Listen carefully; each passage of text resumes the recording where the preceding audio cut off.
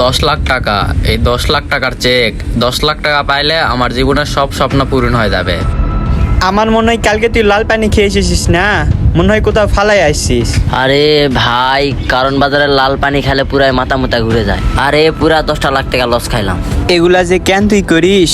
এক মিনিট, আমার এই কামরূপ কামাখ্যা থেকে জাদুবিদ্যা বইগুলো আনা। আপনি এই বইগুলো বেচতেছেন কেন? আরে বইগুলান অনেক দিন থেকে পড়ে আছে, তাই ভাবলাম বইগুলান বিক্রি করে দেই, আর বিক্রি করে দিলে কিছু টাকা হবে।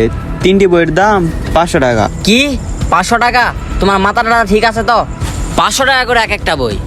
নীল খেতেও যদি নিয়ে যায় তারপরও 50% ডিসকাউন্ট দিবে। 3টি বই বিক্রি করলেও 4,500 টাকা হবে। আর তুমি 500 টাকা করে বেচতাছ। আরে স্যার, আমি থাকতে আপনারা কেন নীলক্ষেতের দোকানে বিক্রি করতে যাবেন? আচ্ছা, এই 3টা মিলাইয়া আমি 1,500 টাকা দিতেছি আপনাদের। পাগল নাকি? 1,500 টাকা? এই 3টা বইয়ের জন্য আমি 4,500 টাকা নিব। আরে বাপরে, এই চেকটা তো এত সহজে নেওয়া যাবে না। আচ্ছা স্যার, আমি আপনাদের এই 3টি বইয়ের জন্য 4,500 টাকাই দিতেছি। আর তো কোনো সমস্যা নাই স্যার।